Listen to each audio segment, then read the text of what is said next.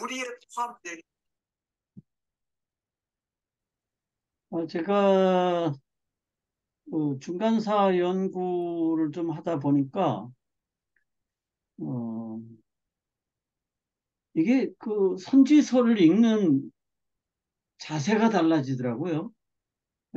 선지서를 그 보는 시각이 아주 넓어지고 깊어지고, 그래서 중간사를 연구하기 전하고는 좀 그 선지서들을 읽기가 상당히 좀 이해 폭이 넓어졌다. 그런 생각이 들어요.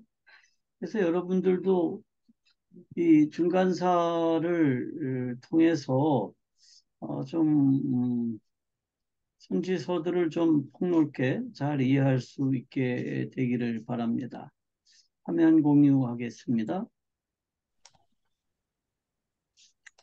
오늘은 중간사 제5강입니다. 알렉산더와 유다라는 제목으로 우리가 같이 한번 살펴볼 텐데요. 음, 지난주에 이제 바벨론이 유다를 점령한 그 바벨론 치하에서의 유다를 살펴봤는데, 오늘은 사실은 그 스페인 얘기, 페르시아 얘기를 좀 더 많이 하게 될 것 같습니다. 바벨론이 그 굉장히 강성했었는데, 그렇게 오래지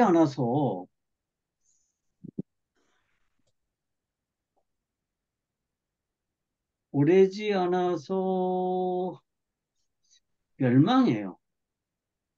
네. 근데 바벨론의 최후의 왕은 벨사살이에요. 근데 그 역사서에는 바벨론의 최후의 왕이 나보니더스라고 이렇게 기록이 돼 있고요. 벨사살은 기록이 안 돼 있습니다. 그런데 나중에 그 고레스에 대한 기록을 살펴보다 보니까 그 진실이 밝혀졌어요. 그러니까 나보니도스는요, 그 바벨론의 왕으로 등극했지만 그 바벨론 땅에 있질 않았어요. 10년 정도를 계속 밖에 나가 있었습니다. 그래가지고 바벨론의 내치는 누구한테 맡겼느냐 하면 아들인 벨사살에게 맡기고요. 그래서 벨사살이 실질적으로 바벨론을 통치하는 왕의 직분을 감당했습니다. 그리고 나보니도스는 이제 뭐 여러 지역으로 나가 있기도 하고 광야로 나가 있기도 하고 그랬어요. 그리고 이제 페르시아의 그 고레스의 세력이 굉장히 이제 확대가 되면서 고레스가 메대의 다리오하고 연합군을 맺었다고 그랬잖아요. 그래서 메대와 파사의 연합군이 그 그리스 강변에 있는 오피스라고 하는 곳에서 전투를 벌입니다. 그 전투에서 나보니더스가 항복을 해요. 그리고 이제 고레스에게 포로로 붙잡힙니다. 그리고 곧바로 이어서 그 메데파사의 연합군이 수산성을 포위합니다. 지금 여기가 오피스라고 하는 곳이에요. 그래서 이게 티그리스 강이고요. 그 다음에 여기가 이제 이거를 뭐라 그러죠? 유프라데스 강이요? 유프라테스 강이요. 예, 갑자기 제가 요즘 그렇게 깜빡깜빡합니다. 예. 그리고 유프라테스 강변에 바벨론이 있습니다. 음, 근데 그 고레스가 이제 오피스 전투에서 그 바벨론의 왕인 나보니더스를 이기고요. 그리고 이어서 그 힘을 모아서 바벨론으로 쳐들어와요. 그리고 바벨론의 수산성을 포위합니다. 그리고 수산성이 포위되어 있는 상태에서 벨사살 왕은 어떻게 했다고 그랬어요? 연일 파티를 벌였습니다. 1000명 정도의 귀족들을 모아서 파티를 벌였어요. 왜냐하면 바벨론이라고 하는 나라도 일종의 제국이거든요. 그럼 제국이라는 건 뭐냐 하면 사실은 여러 민족, 응? 여러 신들이 집결되어 있는 형태예요. 그래서 제국의 황제는 이 사람들에게 믿음을 줘야 됩니다. 그러니까 모든 민족들에게, 그다음에 모든 지방 세력들에게 일종의 믿음을 주고 신뢰를 주지 못하면 제국은 금방 무너져 버립니다. 그래서 사람들이 지금도 미국을 제국이라고 그러죠. 예. 왜 미국을 제국이라고 그럴까요? 다른 나라 영토에 무슨 욕심을 가지고 있기 때문에 제국이 아니에요. 미국은 근본적으로 몇 개 주죠? 52개 주인가요? 52개 주요. 그 주들의 연합이에요. 예. 그러니까 대통령은 이 주들에게 신뢰를 얻어야 돼요. 그리고 거기에는 굉장히 다양한 민족들이 있죠. 그래서 대통령은 그 민족들을 어떻게 연합시키느냐, 이게 아주 중요해요. 제국은요, 그런 거예요. 그러니까 끊임없는 무슨 침략, 야욕을 가지고 있기 때문에 그걸 제국이라고 그러는 게 아니라 제국은요, 굉장히 다양한 민족과 다양한 국가들을 어떻게 신뢰를 얻고 그 신뢰를 통해서 그들을 지배하느냐. 이게 이제 제국이 가지고 있는 특성이에요. 바벨론은 제국입니다. 그런데 그 제국이 지금 어떤 위기에 처해 있어요? 메데 멸망. 파사군에 의해서 포위되어 있습니다. 그런 상태에서 벨사살은 그들에게 신뢰를 줘야 돼요. 그래서 어떻게 했느냐 하면 날마다 파티를 벌였습니다. 우리 안 져. 우리 절대로 안 무너져. 그러니까 너희들 안심해. 그러는 파티죠. 그래서 이 지도를 보면 이미 페르시아가 다 차지했어요. 파르티아, 메디아, 페르시아, 리디아, 아르메니아. 이 아르메니아는 노아의 그 방주가 있는 아라랏산이 있는 거기에요. 다 차지했어요. 그리고 바벨론은 이렇게 쪼그라들었습니다. 이걸 우리가 비옥한 초생딸 지역이라고 이렇게 부르죠. 다른 데는 땅이 다 거친데 요 지역만 좀 풍요로워요. 응? 그리고 하란이 여기 어디 있죠? 메소포타미아에. 다 지금 뭐 이제 바벨론 왕국은 이 제국은 다 쪼그라드는 상태에서 페르시아가 굉장히 강성해지고 있었습니다. 그런데 이제 벨사살은 이 수산성에 갇혀 있으면서 날마다 이 귀족들을 이제 달래기 위해서 파티를 벌였죠. 파티를 벌였습니다. 그런데 그때 뭐가 나타나요? 손가락이 나타나서 벽에 글씨를 씁니다. 그게 다니엘서 5장 1절부터 7절에 기록되어 있어요. 한번 볼까요?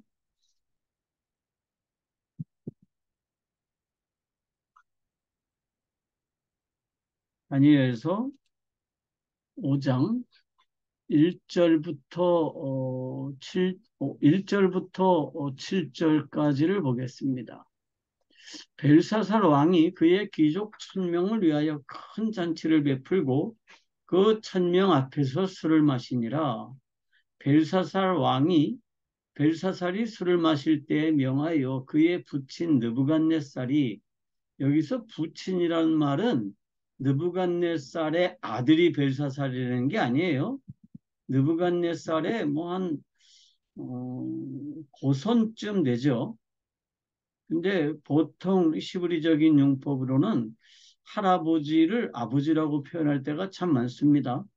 그 느부갓네살이 예루살렘 성전에서 탈취하여 온 금, 은 그릇을 가져오라 명하였으니 이는 왕과 귀족들과 왕후들과 후궁들이 다 그것으로 마시려 함이더라. 이에 예루살렘 하나님의 전 성소 중에서 탈취하여 온 금그릇을 가져오매 왕이 그 귀족들과 황후들과 후궁들과 더불어 그것으로 마시더라. 그들이 술을 마시고는 그 금, 은, 구리, 쇠, 나무, 돌로 만든 신들을 찬양하니라. 그때에 사람의 손가락이 나타나서 왕궁 촛대 맞은편 석회벽에 글자를 쓰는데 왕이 그 글자 쓴 손가락을 본지라 이렇게 되어 있습니다.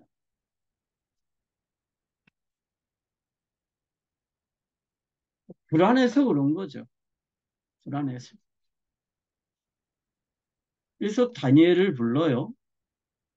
다니엘을 부르니까 이제 다니엘이 들어와서 그 글을 해석을 해주죠. 그게 25절부터의 내용입니다.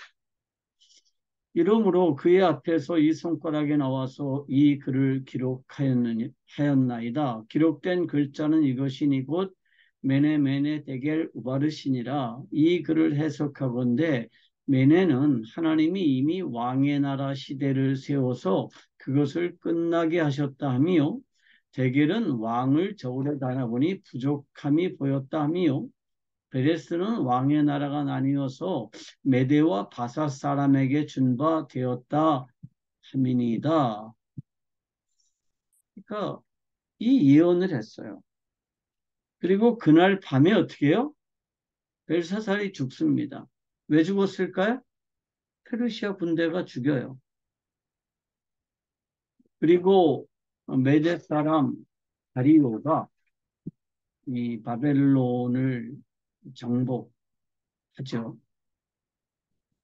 이게 이제 다니엘서에 기록된 내용입니다. 그래서 BC 539년에 바벨론이 공식적으로 멸망하고 바벨론의 마지막 왕이었던 벨사살이 사망을 하고 말죠. 그 내용이 이제 맨 첫 번째 나와 있는 겁니다. 그런데 바벨론에 왜 망했느냐 하는 문제가 있습니다. 여보 너무 시끄러운데? 바벨론의 마지막 왕이 아까 얘기했지만 나보니두스예요. 근데 나보니두스는요, 느부갓네살 가문이 아니에요. 느부갓네살과 상관이 없는 하란의 귀족 가문입니다. 그런데 성경은 느부갓네살을 벨사살의 아버지라고 기록하죠. 그거는 왕통을 이었다는 뜻이 혈통과는 상관이 없어요. 그런데 여기에서 뭐가 생기냐면 종교상의 분쟁이 생깁니다. 느부갓네살의 바벨론은 누구를 신으로 섬겼느냐 하면 마루둑을 주신으로 섬겼어요. 그래서 바벨론의 신 그러면 마루둑이잖아요. 그래서 우리 그 말로 하면 말뚝이에요. 그런데 나보니두스가 이제 왕이 되면서 이 바벨론의 신인 느부갓네살을 신으로 섬긴 게 아니고 누구를 신으로 섬겼느냐 하면 자기 민족의 신인 신이라고 하는 신을 숭배했습니다. 이 신은 우리말로 하면 달신이에요. 월신. 그러니까 달을 숭배했어요. 그래서 종교가 전혀 달랐습니다. 그래서 그동안에 바벨론이 최고의 신으로 섬기던 마루둑을 버리고 자기 민족, 자기 가문, 자기 집안에서 섬기던 신을 숭배하기 시작을 했습니다. 그래서 요거를 보면 여기 이제 무슨 글자들이 있죠. 이게 뭔가? 그러고 학자들이 연구를 해봤더니 이게 나보니두스의 칙령이 적힌 실린더예요. 근데 여기 무슨 내용이 적혀 있느냐 하면 이런 내용이 적혀 있었어요. 신을 위한 신전을 건축하라는 명령이 적혀 있었어요. 그러니까 종교가 바뀐 거예요, 바벨론에. 근데 왕이 종교를 바꾼다 그래서 백성들의 종교가 바뀌나요? 그래서 백성들이 점차 왕으로부터 마음이 멀어졌습니다. 그리고 이제 바벨론은 굉장히 중요한 축제가 나보니투스 축제, 아키투 축제라 그래가지고 이게 신년 축제예요. 이 축제 기간에 마루둑을 위한 예배가 아주 거대하게 치러지고 그리고 마루둑 신과 함께 백성들이 즐기는 그러한 축제를 뭐 100년 이상 계속 해왔는데 나보니두스가 왕이 되면서 이 아키투 축제를 무시해 버렸습니다. 못하게 했어요. 그리고 자기는 그 월신을 숭배하기 위해서 늘 이 수산에 머물지 않고 자기 고향에 가 있었어요. 그리고 아들한테 수산을 맡겨놓고 그래서 일종의 이 나보니두스가요 종교인 같은 분이에요. 그러니까 백성들의 마음이 다 떠났어요. 나보니두스에게서 떠났습니다. 그리고 나보니두스가 벨사살에게 나라를 맡겼는데 백성들의 마음은 이미 나보니두스와 그의 아들로부터 떠났어요. 그래서 이 나보니두스가 한 10년쯤 지난 뒤에 수산성으로 돌아왔더니 사태가 심각하다는 걸 알았습니다. 그래서 한 3년 정도 이 아키투 축제를 다시 열었는데 그래도 백성들은 이 나보니두스를 왕으로 인정하지 않고 나보니두스로부터 마음이 멀어지고 나보니두스를 적대하기 시작을 했습니다. 그리고 당연히 누구에게서 마음이 떠났을까요? 벨사살에게서도 마음이 떠났습니다.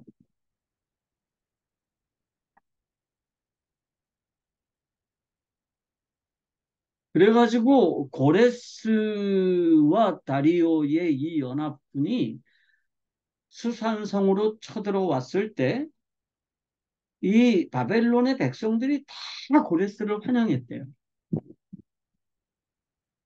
환영하고 적군을 환영하고 어, 자기들의 군대를 약탈했대요.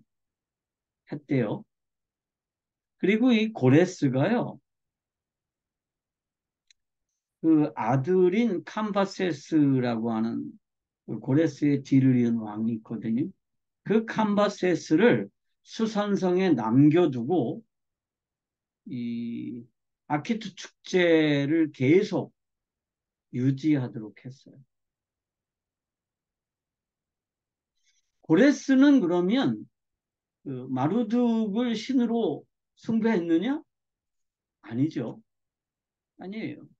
그런데 정치적인 이제 행동으로 그 마르둑을 위한 아키투 축제를 계속 하도록 한 거죠. 그러면서 이제 바벨론이 멸망을 했습니다.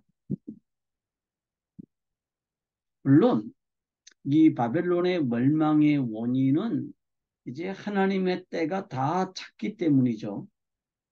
그래서 이 백성들이 바벨론으로 포로로 잡혀갈 때 예레미야를 통해서 몇 년 후에 돌아온다고 약속하셨어요? 70년 후에 너희가 이 땅으로 돌아올 거다. 내가 너희에게 주는 것은 고통이 아니고 행복이다. 이런 약속을 하셨어요. 그런데 사실 하나님께서 시간을 세 보니까 이제 너희들이 돌아갈 때가 됐다는 거예요. 그게 메네메네예요. 때가 됐다.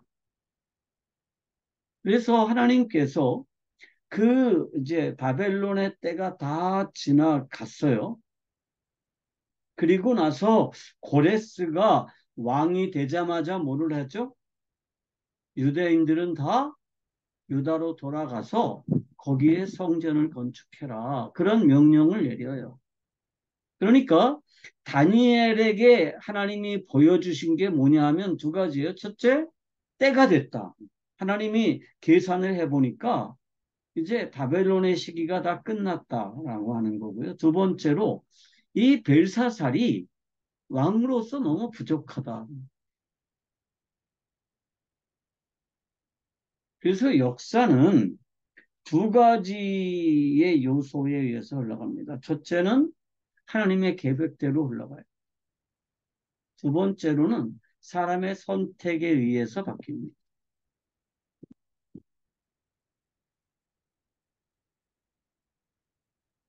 그래서 이제 고레스가 이제 왕이 되죠.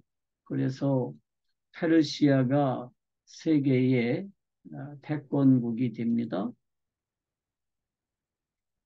그래서 지금 요 실린더가요. 이건 고레스의 칙령입니다. 이건 현재 대형 박물관에 보관되어 있고요. 제가 몇 년 전에 대형 박물관, 영국 박물관, 런던 박물관이라고 그래 맞나요? 거기에서 촬영을 해가지고 온 거예요. 그때 제가 카메라 안 가지고 가고 스마트폰으로 찍어서 화질이 그렇게 선명하지가 않네요. 요 내용에 유대인들의 귀환에 관한 내용이 적혀 있답니다. 저는 이거를 해석할 수는 없죠. 근데 학자들이 그래요. 그래서 BC 605년에 포로들이 이제 끌려갔죠. 그리고 586년에 이제 다 그 예루살렘이 멸망해요. 그리고 538년에 고레스의 칙령이 내려집니다. 유대인들은 귀환하라라고 하는 칙령을 내리죠. 그리고 이 바벨론 시대나 페르시아 시대나 뭐 마찬가지인데 유대인들에게는 그렇게 큰 변화가 없었어요, 삶에. 왜냐하면 바벨론 시대에도 유대인들은 일종의 특혜를 받았고요. 그 다음에 바벨론에서 굉장한 그 상업적으로 성공했고 또 대규모 농장들을 가지고 있는 사람들이 많았습니다. 유대인들은 어디에 흩어놔도 다 부자로 살죠. 어디에 흩어놔도 부자로 살아요. 그러면서 동시에 유대인들은 예루살렘의 성전이 없는 상황에서 하나님의 백성으로서의 정체성을 유지하기 위한 방법으로 뭐를 썼다고 그랬어요? 율법을 정말 연구하고 율법을 지켜나가기로 작정하고 회당 중심의 유대교를 만들었습니다. 이건 언제부터냐? 바벨론 때부터입니다. 그래서 그때부터 그 포로로 잡혀가기 이전에 예루살렘에 있는 성전을 중심으로 한 그러한 성전 종교에서 뭐로 바뀌었느냐 하면 회당을 중심으로 하는 유대교로 바뀌었습니다. 그래서 그때부터 성전에서 굳이 제사를 드리지 않아도 회당에서 뭐 하면 되는 거예요? 모여서 율법을 낭독하고 음? 율법을 배우고 그 다음에 율법대로 사는 방식을 통해서 자신들이 하나님의 백성이라고 하는 정체성을 유지하고 있었습니다. 그렇기 때문에 하나님의 백성이라는 정체성을 가지고 있었기 때문에 그들이 예루살렘으로 돌아올 수 있었던 거예요. 왜냐하면 그 예루살렘이 어떤 곳이에요? 하나님께서 자신의 조상인 아브라함에게 주겠다라고 약속하신 땅이기 때문입니다. 예루살렘을 중심으로 하는 그 유대 땅, 그 가나안. 그래서 이제 그들이 돌아올 수가 있었어요. 그런데 고레스라는 왕이 유대인들만 귀국시킨 게 아니에요. 그러니까 바벨론의 포로로 잡혀와 있던 모든 민족들을 다 돌아가도록 했어요. 가고 싶으면 다 너네 고향으로 가라. 왜 그랬을까요? 고레스의 관심은 어디 있었느냐 하면 모든 민족들을 짓밟고 아시리아처럼 막 혼혈시키고 자기 그 민족들은 그대로 민족성을 유지하고 다른 민족들은 다 혼혈시켜서 엉망진창으로 만들고 그러는 게 아니라 바벨론도 그랬어요. 그런데 고레스는요 그런 일에 관심이 없었어요. 무력으로 막 뭐 각 민족들을 막 짓밟고 그런 일에 관심이 있었던 게 아니라 세금에 관심이 있었어요. 그래서 세금을 어떻게 하면 많이 거둘 수 있느냐? 어떻게 많이 거둘 수 있어요? 각 지역을 활성화시켜야 세금이 많이 들어와요. 그리고 각 지역들이 다 부자가 돼야 세금이 많이 들어와요. 그러니까 바벨론은요, 포로들을 다 끌어다가 바벨론 땅에 살게 하고요. 그 지방, 자기들이 정복한 땅에는 정말 하층민들만 살게 했어요. 그리고 세금을 별로 못 걷어들였어요. 근데 고레스는 정책을 바꿨습니다. 그래서 이 거대한 제국을 통치하기 위해서는 뭐가 필요하냐? 재정이 필요하죠. 그리고 이 재정을 약탈을 해가지고 되는 게 아니라 어떻게 되냐면 세금을 많이 걷어야 되는데 세금을 많이 거두려면 어떻게 되느냐? 각 지역을 부유하게 만들어주는 거죠. 그래서 민족들을 다 돌려보냈어요. 그 중에 하나가 유대인들의 귀환입니다. 그 유대인들이 이제 귀환령이 내린 게 BC 538년에 귀환령이 내렸어요. 그래서 유대인들이 이제 돌아오죠. 전체가 다 돌아온 건 아니에요. 그러니까 바벨론의 포로로 잡혀가가지고 페르시아의 통치 때 페르시아에 잡혀 있었던 유대인들이 아마 몇십만 명 될 거예요. 그런데 그 중에 4만 명 정도가 3차에 걸쳐서 귀환을 했습니다. 그래서 이제 고레스가 민족들은 귀환하라라는 명령을 내렸습니다. 그 얘기가 요시린도에 있어요. 그러니까 유대인들만 귀환령을 내린 게 아니라 모든 민족들에게 돌아갈 사람들은 돌아가도 좋다라고 하는 귀환령이 이 고레스의 칙령에 기록이 되어 있다고 그래요. 제가 해석한 건 아니에요. 저 이 페르시아 저 페르시아 글자 하나도 몰라요. 그래서 이제 BC 538년에 이제 유대인들이 귀환을 하죠. 그 내용이 에스라서 1장 1절에서 5절에 기록되어 있습니다. 한번 볼까요? 에스라서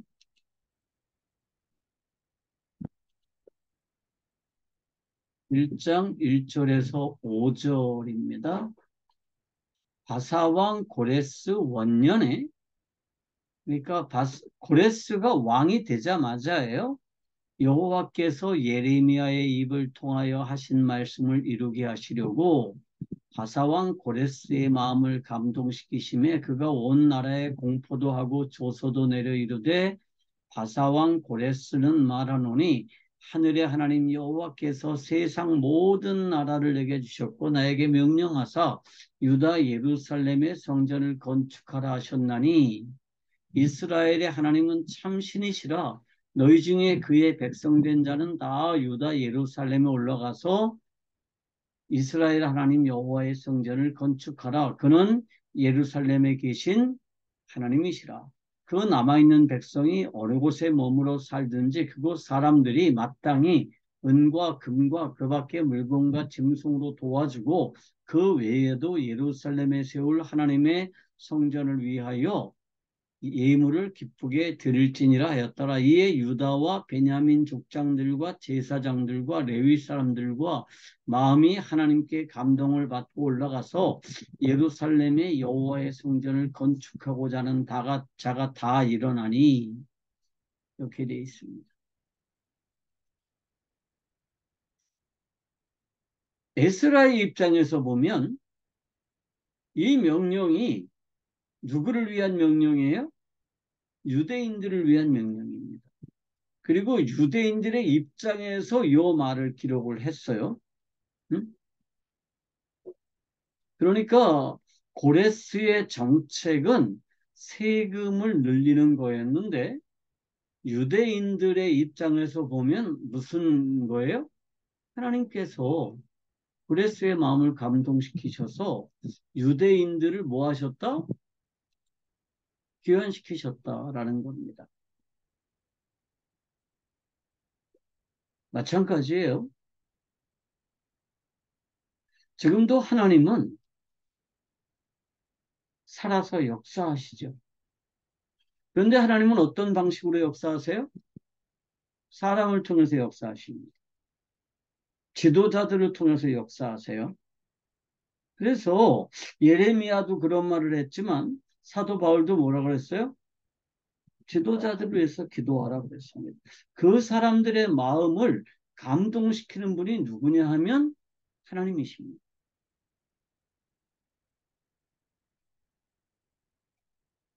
그래서 사람들이 예루살렘으로 돌아오죠.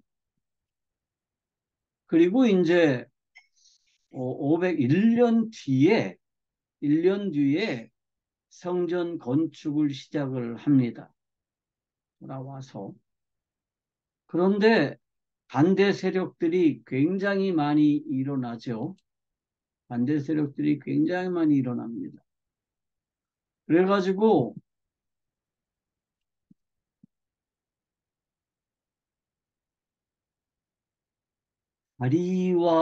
다리오 왕 2년까지 15년간 성전 건축이 중단됐습니다. 이거 굉장히 힘든 일이죠. 정말 성전 건축에 최선을 다해서 건축을 시작했는데 반대 세력들이 많고 그 고레스가 죽고 고레스의 아들인 다리오, 그러니까 우리 성경에는 다리오라고 되어 있지만 테리우스라고 하는 왕이에요. 그러니까 이 다리오는 바벨론을 멸망시키고 바벨론에 다스렸던 다리오와는 다른 다리오예요. 그 다리오 왕이 취임할 때까지 성전 건축이 중단됐었습니다. 그리고 이제 다리오 왕 2년에 BC 520년에 성전 건축을 다시 시작을 하고 BC 516년에 성전 건축을 완공을 합니다. 그러니까 굉장히 오래 걸렸죠. 굉장히 오래 걸렸습니다. 몇 년 걸린 거죠? 538년에서 516년까지 성전을 건축했으니까 제가 암산을 잘 못해가지고요. 뭐 볼까요? 67년이요. 응? 67년 걸렸어요. 67년. 예. 아주 굉장히 긴 시간 동안 성전에 건축을 했어요. 굉장히 긴 시간 동안. 그러니까 우리는 그런 관념을 가지고 있잖아요. 그 유대인들이 돌아오자마자 성전 건축을 시작해가지고 금방 성전 건축이 뭐 이루어진 것처럼 생각을 해요. 응? 그런데 아니에요.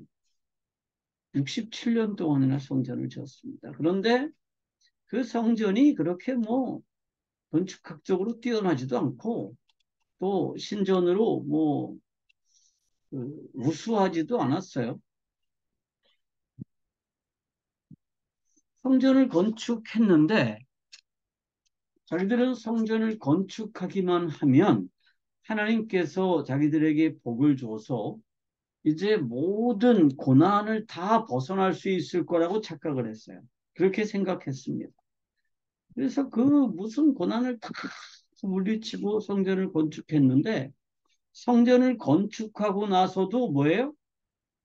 아무런 변화가 없었어요.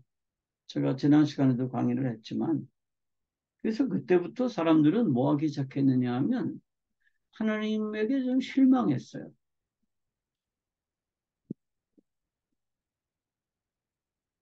그리고 이제 2차 귀환이 이루어지죠.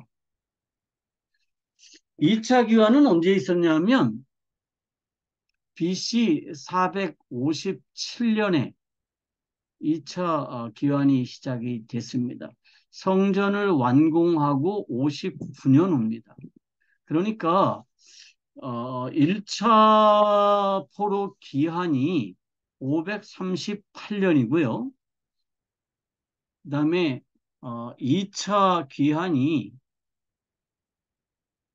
457년이에요.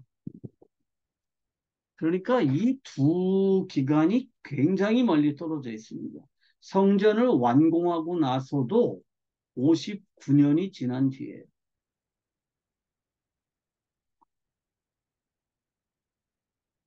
그때 이 2차 귀환을 주도한 사람이 누구냐면 에스라입니다.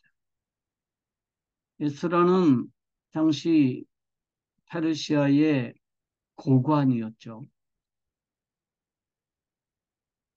그때 페르시아의 왕은 아닥사스다였습니다. 그 내용이 에스라서 8장 1절부터 21절까지 기록이 돼 있습니다. 그러니까 1차 때하고 2차 때하고 뭐 굉장히 긴 시간이 소요가 됐습니다. 그리고 에스라가 돌아와서 뭐 했다고 그랬어요? 부흥 운동을 일으켰습니다. 그러니까 이제 지난 시간에 설명했던 걸 다시 설명하면 처음에는 이 사람들이 굉장한 종교적인 열정을 가지고 하나님에 대한 열정을 가지고 귀환했어요. 그리고 성전을 짓다가 중단하고 그리고 15년 후에 다시 시작해서 4년 뒤에 성전을 완공했습니다. 그런데 별로 큰 변화가 없었어요. 거기다가 주변의 사람들하고 늘 충돌이 있었어요. 주변의 사람들하고 뭐 산발락 뭐 그다음에 뭐 여러 그 도비야 뭐 여러 사람들하고 충돌이 있고 또 주변에 모압, 음? 암몬, 그다음에 사마리아, 그다음에 그 위에 있는 시리아 이런 나라들하고 늘 충돌이 있었어요. 늘 충돌이 있다 보니까 사람들이 어떤 생각을 했느냐 하면 야, 우리가 이 사람들하고 늘 싸울 필요가 없잖아. 평화롭게 지내자. 응? 그래서 그 사람들과 뭐를 하기 시작했어요? 교류를 하기 시작하고 그동안에는 뭐 했어요? 59년 동안 그렇게 뭐 처음에는 날카롭게 싸웠겠죠. 갈등하고. 그러다가 점차 뭐가 됐냐 하면 화합하게 되면서 혼혈로 갔어요. 그래서 이방인들의 아내를 맞이하고 또 자기의 딸을 이방인들에게 주기도 하고 그러면서 주변하고 동화되어 가기 시작했습니다. 그럴 때 이제 에스라가 온 거예요. 여러분, 그 지금의 이스라엘이 독립국가를 만든 게 몇 년도죠? 1948년이에요. 지금 몇 년 됐어요? 약 70년 정도 돼갑니다. 그런데 처음에는 어떻게 했어요? 유대인들이요, 주변 사람들하고 절대로 섞이질 않았어요. 싸웠죠. 늘 싸웠어요. 근데 지금도 주변 사람들하고 그렇게 갈등을 하다 보니까 어떤 문제가 있어요? 첫째, 모든 세계 사람들이 이스라엘을 욕해요. 응? 한국 사람들도 이스라엘 너무 심하다고 욕하죠. 모든 방송들이 다 누구 편 들어요? 팔레스틴 편 들어요. 그러면서 지금 이스라엘의 좌파들이 득세할 때마다 무슨 정책을 펼까요? 팔레스타인과 화합하는 정책을 펴요.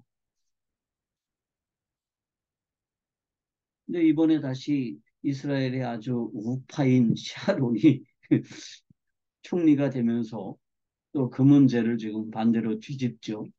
근데 저는 언젠가는 이스라엘이라는 나라가 소멸될 수 있다고 생각을 합니다. 왜냐하면 이스라엘이라고 하는 이 정체성이 주변 사람들하고 부딪히면서 어떻게 정체성을 유지해 나갈 거냐의 문제거든요. 근데 그 이스라엘 땅으로 유다 땅으로 돌아온 그 바벨론 포로들도 그 땅에 돌아와 가지고 한 60년 정도 지내다 보니까 뭐가 됐냐 하면 주변 사람들로부터 동화됐어요. 그때 에스라가 귀국을 해서 뭐 했냐 하면 부흥 운동을 했습니다. 이게 보통 일이 아니에요. 그러니까 에스라는 어떤 사람이에요? 아주 보수주의자인 거예요. 그러니까 이방인하고 결혼한 사람들은 다 이혼시키고 뭐 그랬어요. 그리고 절대로 이방인하고 결혼하지 못하겠다고 서약하게 하고. 그게 이제 에스라의 부흥 운동입니다. 그리고 이제 3차 귀환이 있었죠.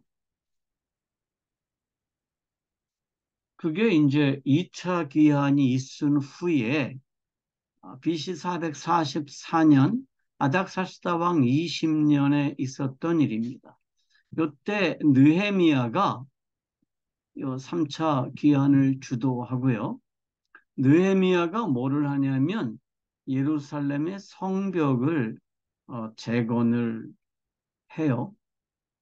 그러니까 유대인들의 귀환은요, 굉장히 긴 시간 동안에 이루어진 거예요. 아주 긴 시간 동안 이루어진 거예요. 그러니까 그거를 성경은 요약해서 기록을 했기 때문에 어? 에스라서, 느헤미야서에 기록이 돼 있으니까 우리 개념으로는 이게 아마 한 10년 그 정도에 다 이루어졌다 이렇게 생각을 하는 게 아니에요. 굉장히 긴 시간 동안 이루어졌습니다. 그리고 이제 그 2차 전투가 이제 2차 기한이 있을 때 슬슬 뭐하고 이제 갈등이 생기느냐 하면 그리스하고 갈등이 생깁니다. 그래서 페르시아의 다리우스가 BC 490년에 그리스를 침공해요. 그리고 마라톤이라고 하는 이 평원에서 전투를 벌였는데 스파르타한테 져요. 스파르타 아테네 연합군에게 패배해요. 그리고 거기에서 연락병이 아테네까지 달려갔다는 거 아니에요? 마라톤 평원에서. 그게 42.195km다. 그래서 지금도 마라톤의 거리가 그렇다고 그러잖아요. 근데 실제로는 뭐 다른 얘기가 좀 있긴 있어요. 그런데 어쨌든 이 마라톤 평원에서 전투에서 패배했다라고 하는 거는 이제 역사적인 사실인 것 같고요. 10년 지난 뒤에 그 크세르크세스, 우리말로는 성경적인 용어로는 뭐죠? 그 에스더의 남편 아하수에로, 아하수에르 그 왕이 그 크세르크세스라고 하는 사람인데 또 페르시아를 쳐들어가요. 그래서 다리우스가 실패했으니까 내가 성공하겠다. 그 당시에 페르시아의 그 국력이 제일 강했거든요. 그래서 다시 침공하는데 스파르타하고 아테네 연합군에게 패배합니다. 우선 아테네 연합군에게 해전에서 패배하고요. 스파르타에게 져요. 그 영화 그 300이라는 영화 있잖아요. 그 300의 영화가 이 배경입니다. 그래서 좁은 길에서 스파르타 군대가 이 아테네 이 페르시아 군대를 막아요. 그리고 이 전쟁에서 진 왕이 누구냐 하면 아하수에르예요. 에스더의 남편. 그래서 저는 그 영화를 앞부분만 봤는데 그때 그 크세르크세스 그 페르시아 왕이 되게 무섭게 생겼잖아요. 화장도 막 이상하게 하고. 근데 그 남자가 에스더의 남편이라는 게 좀 찜찜하기는 해요. 근데 하여튼 크세르크세스가 이제 지고 난 뒤에 페르시아 제국 내에서 갈등이 폭발합니다. 제국은 뭐라 그랬어요? 굉장히 다양한 민족들, 굉장히 다양한 지방 정부들이 연합한 형태라고 그랬잖아요. 그때 중앙 정부의 권력이 세면 이 제국이 굉장한 힘을 발휘하지만 중앙 정부의 힘이 별거 아니더라. 그렇게 되면 어떻게 될까요? 각자 민족들이 다 자기들 일속 차리는 거예요. 근데 이 아하수에르가 그리스한테도 졌잖아요. 그러니까 이제 그 페르시아 제국 내에서 여러 민족들이 갈등을 일으킵니다. 서로 미워하고 서로 모함하고 가능하면 서로 뭐 약탈하기도 하고 막 이러는 이제 혼란기가 왔어요. 그럴 때 아말렉 쪽하고 유다족이 싸워요. 아말렉은 누구죠? 이스라엘 백성들이 애굽을 떠나서 가나안으로 갈 때 어떻게 해요? 이스라엘 백성들을 약탈한 그러한 족속이에요. 그래가지고 그 여호와께서 아말렉 민족들은 다 진멸해 버려라 그런 말씀을 하셨잖아요. 그래서 유대인들이 아말렉을 그야말로 진멸했어요. 다윗 시대에. 그런데 이 아말렉이 여전히 남아서 페르시아에서 굉장히 강력한 민족이 됩니다. 그 아말렉의 대표가 누구냐면 하만이. 요즘 하만은 그 스피커 브랜드로 세계 최고의 브랜드예요. 이 하만 스피커 되게 유명하죠. 그래서 한국에서도 이 하만 대리점을 누가 하냐면 삼성이에요. 근데 그 하만하고는 좀 다른 하만이죠. 그 하만이 아말렉 쪽의 대표고 그 크세르크세스에게 굉장히 신임받는 신하였어요. 그리고 자존심만 강한 놈들 있죠. 왜? 실력도 없으면서 그게 유다인들이에요. 그 유다인들의 대표가 누구냐면 모르드게예요. 아마 모르드게는 왕족이었던 것 같아요. 근데 모르드게가 황궁의 경비대에 뭐 뭐 소대장쯤의 역할을 맡고 있었던 것 같아요. 그러면서 이제 하만하고 갈등을 일으키죠. 그래서 아말렉 족들이요 유다인들을 완전히 멸절시키기로 작정을 합니다. 그래서 이 페르시아 땅에서 유대인들은 다 죽여 없애자 그런 계획을 세웠던 것 같아요. 그러니까 이게 히틀러만 그런 계획을 세웠던 게 아니고요. 페르시아 시대에도 그랬고요. 중세 시대에도 끊임없이 유대인들은 약탈을 당하고 살육을 당하고 그랬어요. 로마에 의해서 나라가 없어지고 흩어진 다음에도 그랬는데 그게 이제 페르시아 시대에도 그랬습니다. 그런데 그때 누가 등장해요? 이스라엘의 잔다르크. 에스더가 딱 등장해가지고 에스더가 어떻게 해요? 유대 민족을 구원합니다. 에스더가 누구의 아내였어요? 아하수엘의 아내였는데요. 당시에 아하수에르는요, 황제잖아요. 부인이 몇 명이었을까요? 굉장히 많았을 겁니다. 아마 거의 모든 민족들마다 부인을 거느리고 있었을 거예요. 황제는 원래 그런 거잖아요. 그런데 부인이 많다 보니까 부인들도 왕 앞에 함부로 나가지를 못해요. 응? 암살을 두려워해가지고 부르지 않으면 못 가요. 근데 불러서 갈 때 어떻게 해요? 몸 검사 다 하겠죠. 응?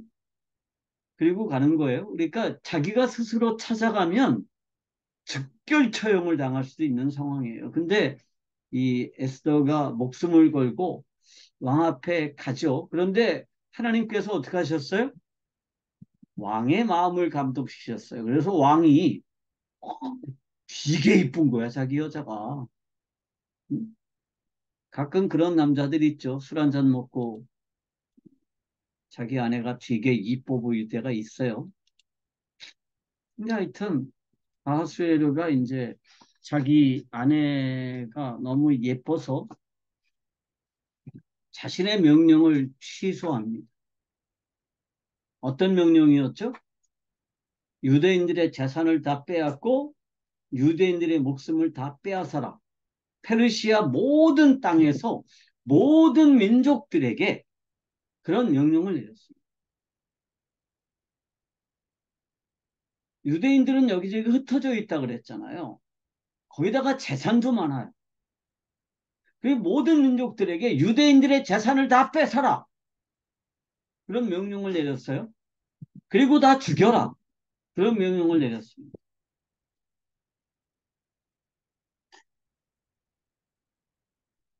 그 명령이요. 얼마나 급하냐 하면 당시에 그 페르시아는 굉장히 좋은 통신 제도가 있었거든요. 역참에서 역참까지 굉장히 빠른 말이 달려가서 메시지를 전해주면 또 다른 말로 타고 가서 메시지를 전해주고 그러는 거예요. 아까 같은 그 실린더 있잖아요. 그 점토판에다 구워가지고 글자를 새겨서 그 칙령을 계속 달려가가지고 페르시아 전역으로 이제 퍼뜨렸어요. 그리고 날짜가 되면 유대인들의 재산을 다 뺏고 유대인들을 다 죽여라. 그런 명령이 내렸어요.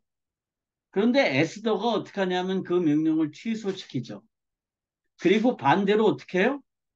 유대인들에게 반격할 수 있도록 힘을 실어주죠. 그래서 유대인들이 반대로 어떻게 해요? 자기의 대적들에게 반격해가지고 자신들을 보호할 뿐만이 아니라 대적들을 다 죽여요. 물론 재산도 빼앗았겠죠. 그게 이제 1차 귀환과 2차 귀환 사이에서 일어납니다. 에스라가 귀환하기 전에 있었던 일이에요. 그래서 그때부터 음, 유대인들이 지키는 굉장히 중요한 절기가 있죠. 그게 불임절입니다. 그러니까 불임이라고 하는 말은 그 히브리어에서 제비 뽑다, 뭐 승리한 날, 뭐 그런 의미를 가져요. 그래서 지금까지도 유대인들은 두 가지 절기를 굉장히 이제 중요하게 지키는데 하나는 불임절이고요. 그러니까 불임절은 유대인들이 보존된 날이에요. 그 다음에 대적들에게 원수를 갚은 날이고요. 그 다음에 한우카라고 하는 날이 있어요. 그거는 내일 이제 설명을 할 텐데 그 한우카는 마카비가 예루살렘을 다시 되찾고 성전을 정화한 날이에요. 그래서 이 두 절기가 굉장히 중요한데 이 부림절은 언제 시작이 됐느냐 하면 에스더가 자기 민족을 구원하고 민족들이 자기 대적들에게 이제 원수를 갚은 그래서 아말렉족들은 아마 그때 없어진 것 같아요. 역사적으로. 더 이상 등장하지를 않죠. 그리고 이제 에스더 이후에 페르시아는 유대인들에 대한 우대 정책을 폈습니다. 그래서 그때부터 유대인들이 굉장히 고위직에 많이 진출을 했어요. 그래서 뭐 에스라, 뭐 느헤미야, 뭐 이런 사람들이 이제 고위직에 진출을 했죠. 그런데 이 페르시아도 망합니다. 페르시아도 망해요. 그 그리스 북쪽에 마게도냐라는 땅이 있습니다. 마게도냐가 어디냐면 여기쯤이에요. 요 그리스 반도죠. 그리고 여기 위쪽에 그리스 반도 위쪽에 정말 가난하고 힘없고 그 뭐 농산물도 별로 안 나오고 그러는 지역에 마게도냐라고 하는 왕국이 있었는데요. 그 마게도냐가 이제 필립 2세라고 하는 사람이 등장을 해가지고 그리스를 이제 연합시킵니다. 당시에 그리스는 어떻게 돼 있었냐면 도시 국가 형태로 돼 있었고 이 도시 국가들이 서로 막 싸웠어요. 아테네하고 스파르타가 싸우고 아테네하고 테베가 싸우고 뭐 이런 일들을 계속 해왔는데 필립 2세가 이 그리스를 통일시킵니다. 그런데 필립 2세가 죽어요. 그리고 그 아들이 알렉산더인데 알렉산더가 20살에 이 마게도냐의 왕이 됩니다. 그리고 그리스를 완전히 통합시켜서 그리스를 지배하게 되죠. 그래서 이제 그리스는 마게도냐하고 그리스의 모든 도시 국가들이 하나의 국가를 형성을 합니다. 그리고 페르시아를 공격하죠. 반대로. 전에는 페르시아가 공격을 해온 걸 막았는데 이번에는 페르시아를 공격해요. 그때도 페르시아의 왕은 누구였느냐 하면 아하수에로였습니다. 크세르크세스예요. 에스더의 남편. BC 331년에 티그리스 상류인 가우가멜다 전투에서 알렉산더가 대승을 합니다.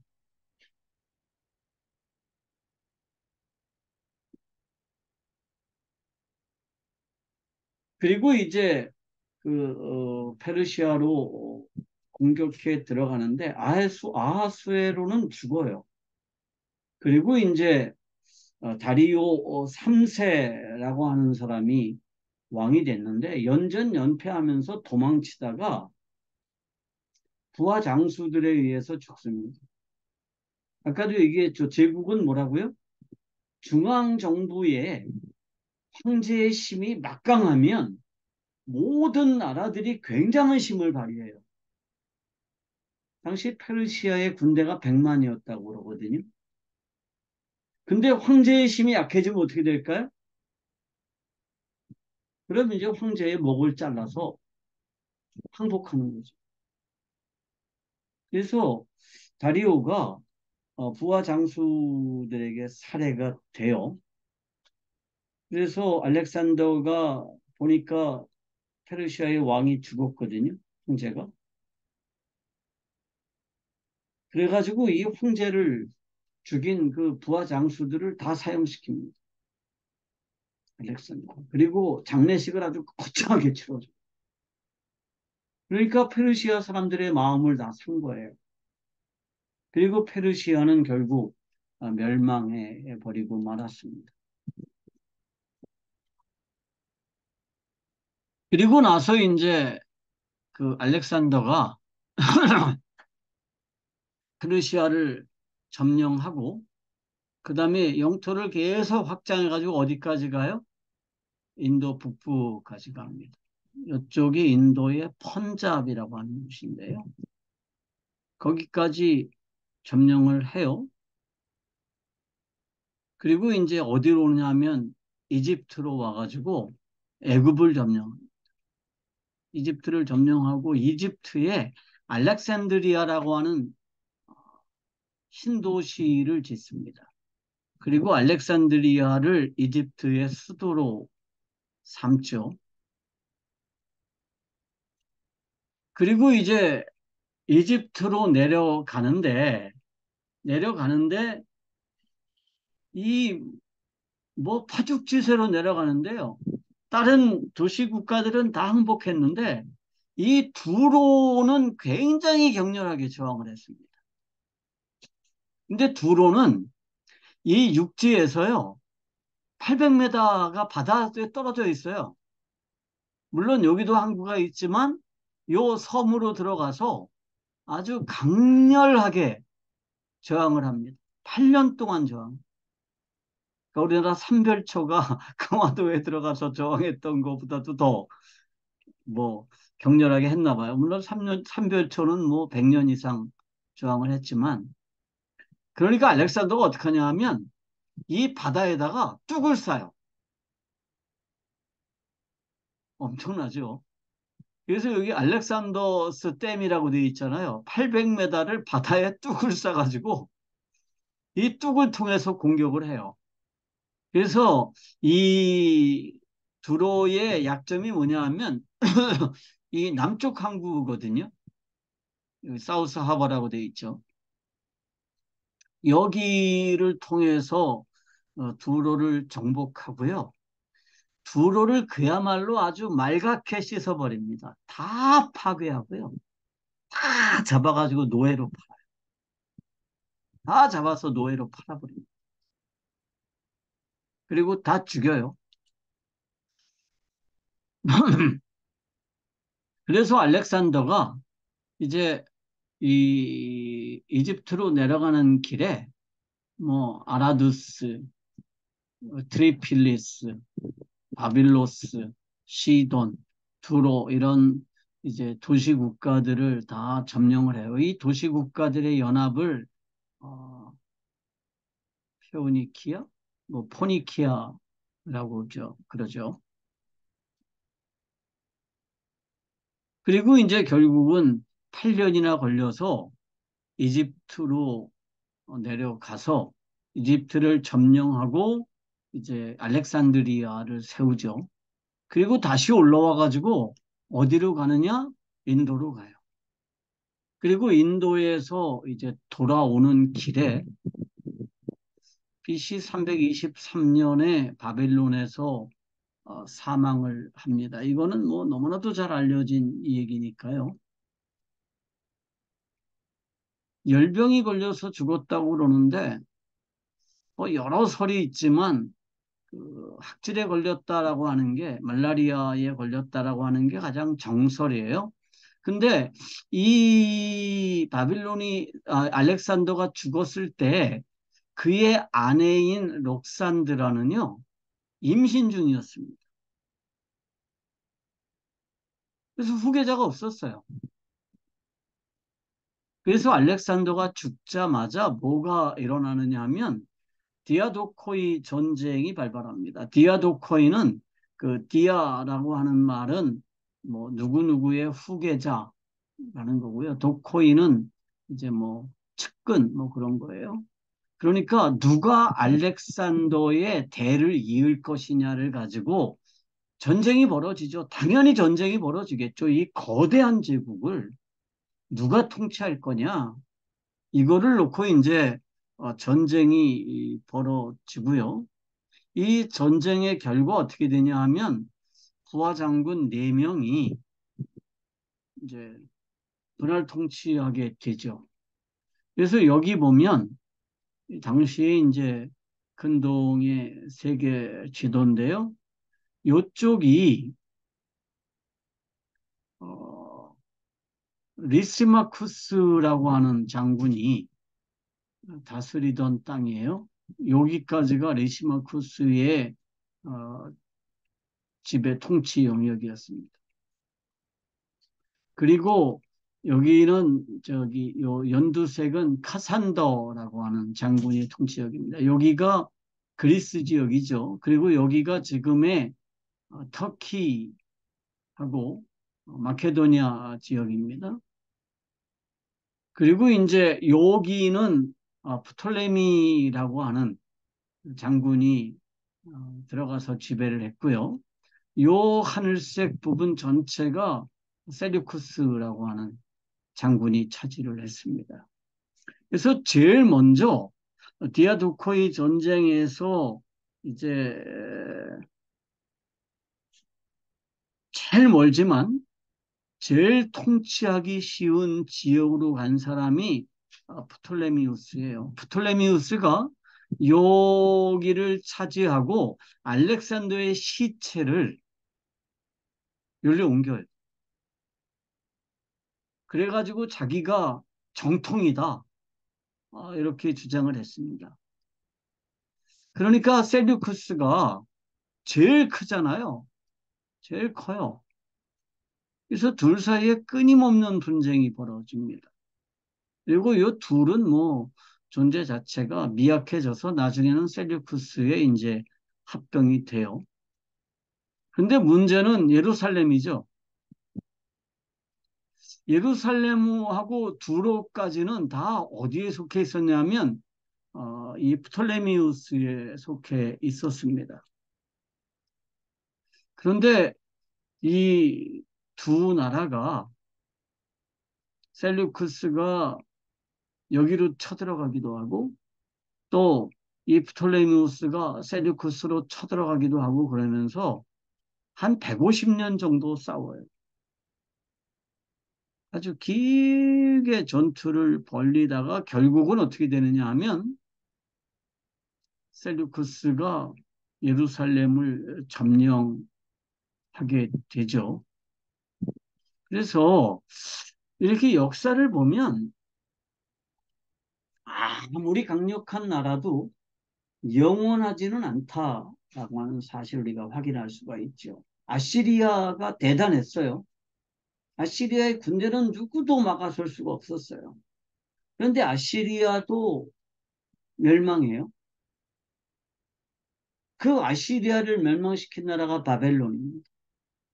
그런데 그 바벨론도 멸망해요. 그리고 바벨론을 멸망시킨 나라가 페르시아예요. 그런데 그 페르시아도 멸망하죠. 그리고 이 페르시아를 멸망시킨 게 알렉산더의 헬라예요. 그런데 이 헬라 제국도 멸망합니다. 그리고 나뉘어져요. 네 개의 나라로 나뉘어지죠. 그런데 이 네 개의 나라들이요, 누구한테 결국은 무너지느냐 하면 로마에게 무너집니다. 그래서 이 셀루크하고 프톨레미우스가 이제 끊임없이 전쟁을 하는데 셀루크스의 에피파네스가 이제 프톨레미 이 제국을 쳐들어가서 알렉산드리아에 거의 근접했어요. 그런데 프톨레미우스가 로마에게 구원을 요청해요. 그리고 로마가 이 두 장군을 만나요. 그래서 뭐라 그러냐 하면 너 이제 그만 돌아가. 그렇게 말해요. 셀리쿠스 장군에게, 응? 에피파네스에게, 안티오코스 에피파네스에게 돌아가. 그래서 안 돌아가면 너 우리에게 적대하는 걸로 알겠어. 이렇게 말해요. 그런데 처음에는요, 셀류쿠스가 로마를 우습게 알았어요. 왜냐하면 로마는 그때 한참 그 초창기에는 누구한테 공격당하고 있었냐 하면 한니발에게 펀펀이 깨지고 있었거든요. 펀펀이 깨지고 있다가 점차 로마가 국력을 회복하면서 한니발의 군대를 완전히 박살내고요. 한니발은 거지꼴이 돼가지고 이 셀류쿠스에 망명와 있었거든요. 그러니까 셀류쿠스는요, 한니발이 도움을 줄 거다라고 생각을 했고요. 그래서 처음에는 좀 뻣뻣했는데 나중에 현실을 파악하고 로마에게 완전히 깨갱하죠. 그리고 결국은 로마가 에집트와 이 모든 지역들을 다 장악을 해요. 로마는 인도까지는 오지 않았습니다. 그래서 역사는 하나님의 계획대로 흘러간다라고 하는 거고요. 이게 다니엘이 보았던 그 환상에 나오죠. 그래서 그 짐승 얘기도 있고요. 그러니까 숫양, 그다음에 암양, 응? 뭐 그런 얘기 나오잖아요. 그래서 그 뿔이 두 개 있었던 숫양이 있는데 그 숫양이 뿔이 하나인 암양에게 부참이 깨지고 뭐 이런 얘기들을 다니엘이 오래전에 환상을 봐요. 뿐만 아니라 뭘 보죠? 그 느부갓네살이 꿈을 꾸는데 큰 신상의 꿈을 꾸죠. 그래서 머리는 뭐로 돼 있어요?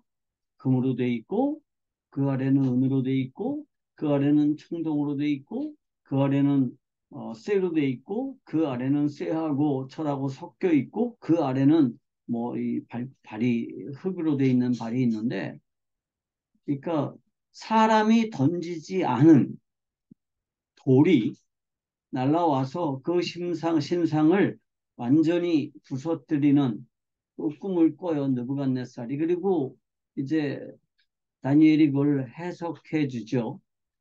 그러면서 앞으로 전개될 역사의 방향에 대해서 설명을 합니다. 금은 누구냐? 바벨론이고요. 그 다음에 바벨론 이후에 누가 나타난다? 은과 같은 왕국이 나타나는데 그게 페르시아다. 그리고 가슴 부근을 차지하는 거는 뭐냐 하면 동인데 그거는 헬라다. 그 다음에 그 아래는 뭐예요? 철로 돼 있는데 로마다. 그래서 로마는 뭐 강하기가 말할 수 없죠. 그런데 로마가 나중에 뭘로 나뉘어요? 동로마와 서로마로 나뉩니다. 그래서 다리가 두 개죠. 그리고 이 로마가 무너지고 난 뒤에 어떻게 돼요? 나라는 수도 없이 분열해요. 그래서 이 모든 것들을 하나님께서 다니엘을 통해서 설명을 해 주셨어요. 그래서 우리가 분명하게 확인할 수 있는 게 뭐냐 하면 역사의 주인은 하나님이시다고 하는 것입니다. 그리고 우리가 이런 역사를 좀 이해하고 성경을 읽으면 성경이 좀 다르게 보일 겁니다. 지난주 금요일 날 강의를 너무 길게 했기 때문에 오늘은 여기까지 하고 끝내겠습니다. 15분 먼저 끝냈습니다. 기도하겠습니다. 하나님 아버지, 감사합니다.